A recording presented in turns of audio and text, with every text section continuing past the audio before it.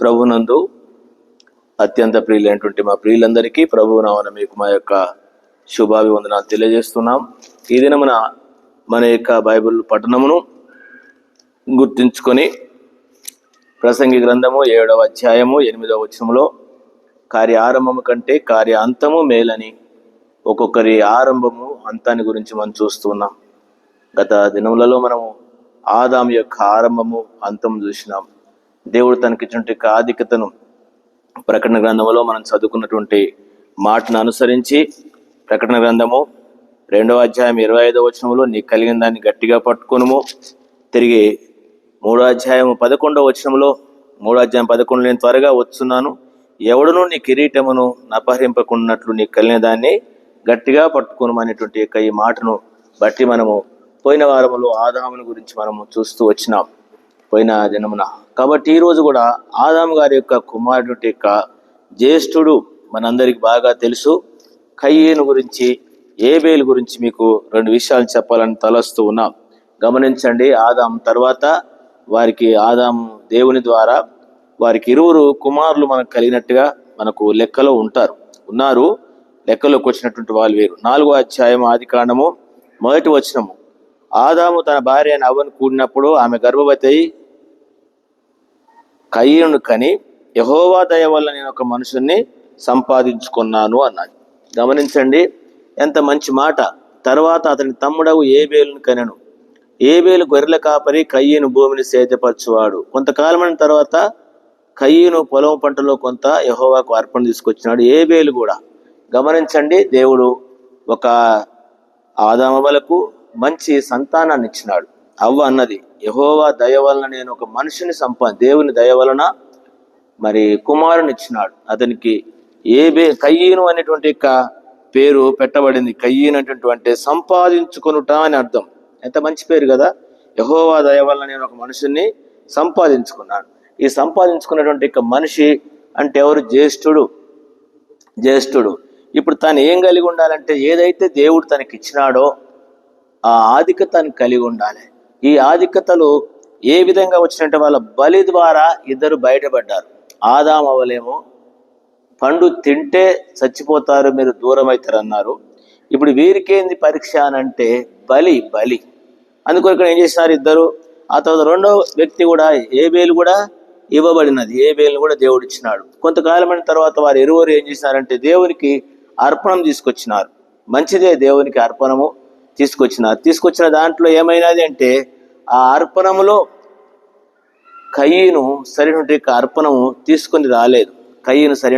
అర్పణము తీసుకొని రాలేదు. అంతేకాదు అతని యొక్క జీవిత విధానం కూడా దేవునికి అర్పించే విషయాల్లో సరిగా లేదని మనకు బైబిల్లో చాలా సందర్భాలు ఉన్నాయి. ఎందుకంటే కయ్యేను జ్యేష్ఠుడు, తనకు కూడా జ్యేష్ఠత్వం అనే అధికారం ఇచ్చినాడు. తిరిగి వారు దేవునికి బలి అర్పించేటువంటి రీతిని కూడా వారికి అనుగ్రహించినాడు. ఈ సందర్భంలో కయ్యేను యొక్క స్వభావాన్ని బట్టి, లేక వారు అర్పించేటువంటి అర్పణను బట్టి అక్కడ వారి యొక్క జీవిత విధానం తేలిపోయింది. అంటే కయ్యేను కూడా ఏం పోగొట్టుకున్నవాడుగా అవుతున్నాడు. గమనించండి, మంచి ఆధిక్యత ఆదాము అవ్వల తర్వాత సృష్టి అంతటి మీద కూడా రాజులు వాళ్ళే. వాళ్ళ తండ్రి ఇచ్చినటువంటిది కాబట్టి వీళ్ళే చేయాలి. కానీ ఏం చేసినారు? వాళ్ళు నష్టపోయినటువంటి సందర్భాన్ని గమనించండి. ఎందుకనంటే దేవుని వాక్యంలో రాయబడినటువంటి సందర్భం మనకు తెలుసు. కరెక్ట్ లేకుండా సరైన విధంగా తాను అర్పించలేదు. కయ్యేను గురించి చాలా విషయాలు రాయబడ్డాయి. కయ్యేను ఎంతో తన తమ్ముని మీద తను సరైనటువంటి బలి అర్పించడమే కాకుండా తను పోయిందని బట్టి కాకుండా తన యొక్క తమ్ముడైనటువంటి ఏబేలు మీద కక్ష పట్టుకొని, ఏబేలు మీద కోపపడి, మిక్కిలి కోపం వచ్చిందంట ఆయనకు. ఏమిది కోపం వచ్చి ఏం చేసినాడు? తిరిగి కయ్యేను ఏబేలుని చంపినట్లుగా మనకు తెలుసు. ఏబేలుని చంపిన కారణాన్ని బట్టి ఇప్పుడు ఏమైనా అంటే నరహంతకుడు అయిపోయినాడు. 11వ వచనము ప్రకారం ఏమైనా 10-11వ వచనంలో ఏం చేసినాడు? నీ తమ్ముని రక్తము యొక్క స్వరము నేల నుండి నాకు మొరపెట్టుచుంది, కావున నీ తమ్ముని రక్తమును నీ చేతిలో నుండి పుచ్చుకొనుటకు నోరు తెరిచిన ఈ నేల మీద ఉండకుండా నీవు శపించబడినటువంటి వాడవు. చూడండి ఎంత భయంకర స్థితిలోకి వచ్చినది. కాబట్టి దేవుని బిడ్డలారా గమనించండి, గుర్తెరగండి ఏ విధంగా ఉంటున్నాము. ఇక్కడ కయ్యేను జ్యేష్ఠుడిగా తనకు అధికారం ఇచ్చినాడు, ఒక కిరీటం లాగా ఏలేవాడుగా ఇచ్చినాడు.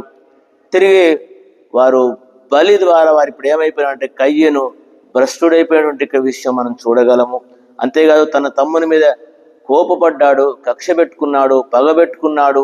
అందుకని అన్నాడు కయ్యను వంటి వారమై ఉండరాదు. ఎందుకు అనంటే కయ్యను సరైన విధానంగా లేడు, అతని జీవితం బాగలేదు. అందుకనే యోహాన్ పత్రికలు అంటాడు మీరు కయ్యను వంటి వారు కావద్దు అంటాడు. అతడు అపవాది సంబంధి అంట. ఏమైపోయినాడు? యెహోవా వలన నేను ఒక మనిషిని సంపాదించుకుంటానంటే ఈ యెహోవా వలన సంపాదించుకుంటే ఈ మనుషుడు ఏమైపోయినాడంటే అపవాది సంబంధి అయిపోయినాడు, అపవాది దయ్యం యొక్క సంబంధి అయిపోయినాడు.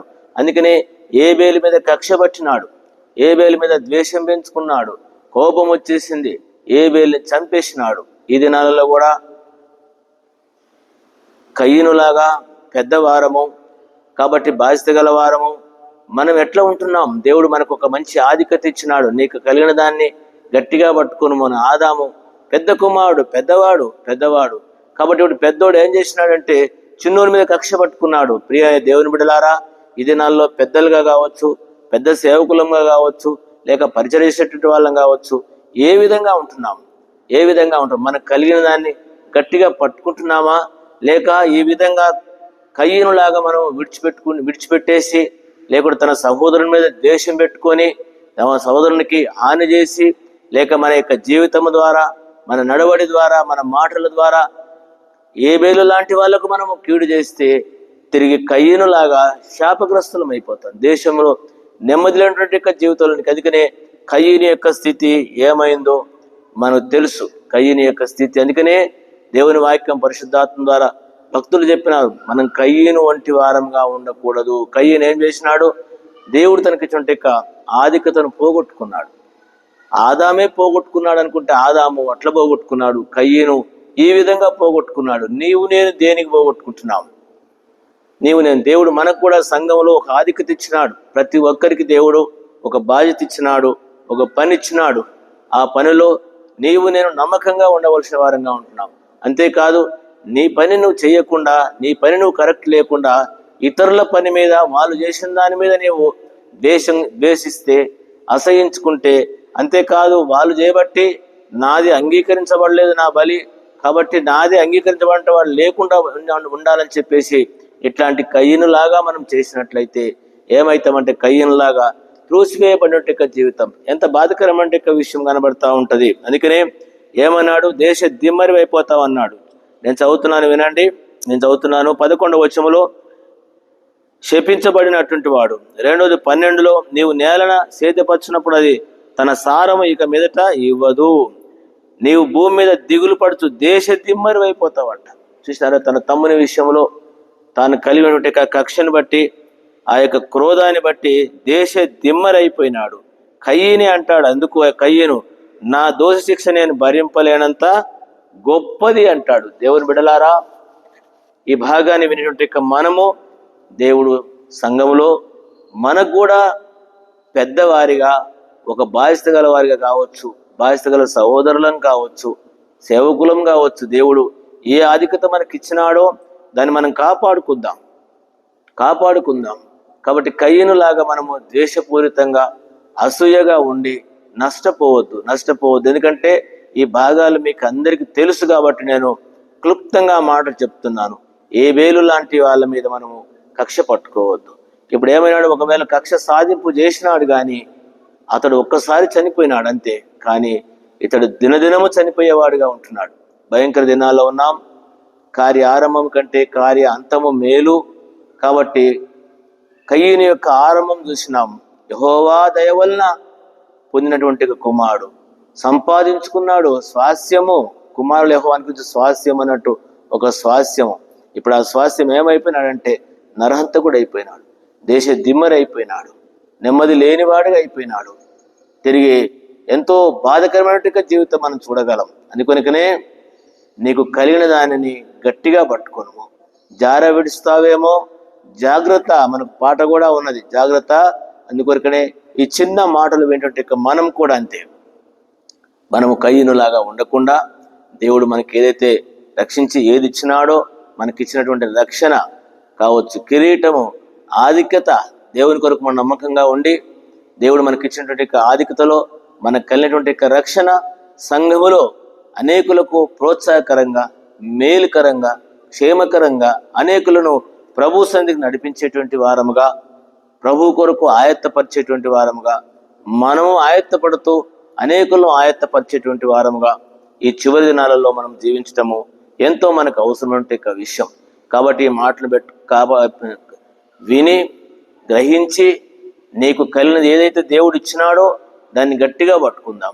ఆ సమయం రాకముందే, త్రోసి వేయబడక ముందే. అందుకనే కార్యారంభం కంటే కార్య అంతము మేలు. కాబట్టి ఈ చిన్న మాటలు విని మనం కూడా ప్రభు కొరకు ఏది కష్టమైనా ఏబేలు మంచి సాక్ష్యం పొందినాడు, శ్రేష్ఠ బలిచ్చినటువంటి జీవితం.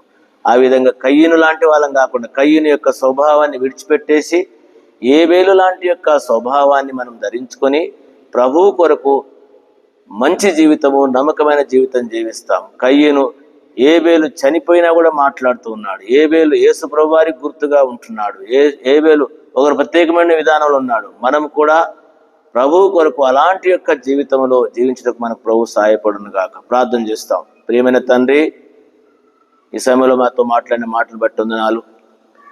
ఆదాము గారికి జ్యేష్ఠుడి కయ్యను గురించి మాతో మాట్లాడుతూ వచ్చినారు. ఏబేలు మా తండ్రి కయ్యను మంచి సాంపాద్యంగా ఇవ్వబడ్డాడు. కానీ మా తండ్రి తనకు ఇచ్చినటువంటి ఆధిక్యతను లేక తనకు కలిగినటువంటి అధికారాన్ని, కిరీటాన్ని, జ్యేష్ఠత్వాన్ని పోగొట్టుకొని దేశ దిమ్మరి అయిపోయినాడు.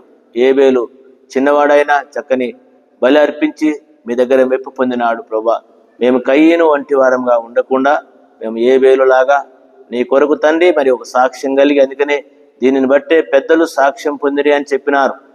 హెబ్రీ పత్రిక 11వ అధ్యాయం 1-2 వచనాలలో దీనిని బట్టే పెద్దలు, అలాంటి మేము కూడా ఏబేలు లాంటి యొక్క సాక్ష్యాన్ని కలిగి నీ కొరకు జీవించటకు నీ బిడ్డలకు మాకు సహాయపడమని, మాకు కలిగింది పోగొట్టుకోకుండా నీ కృప చూపి సహాయపడమని వందనాలు చెల్లిస్తే స్మరణం ప్రాణం చేరుకుంటున్నాను తండ్రి. ఆమేన్. మన తండ్రి దేవుని యొక్క ప్రేమ, మన ప్రభువైన యేసుక్రీస్తు వారి కృప, పరిశుద్ధాత్మిక సహవాసం చేయడం మనందరికీ నీ పిల్లలకు సదాకాలం తోడైనను గాక. ఆమేన్. ఆమేన్. Praise lord. మీ అందరికీ ప్రభునామమున మా యొక్క శుభవందనాలు తెలియజేస్తూ ఉన్నాం.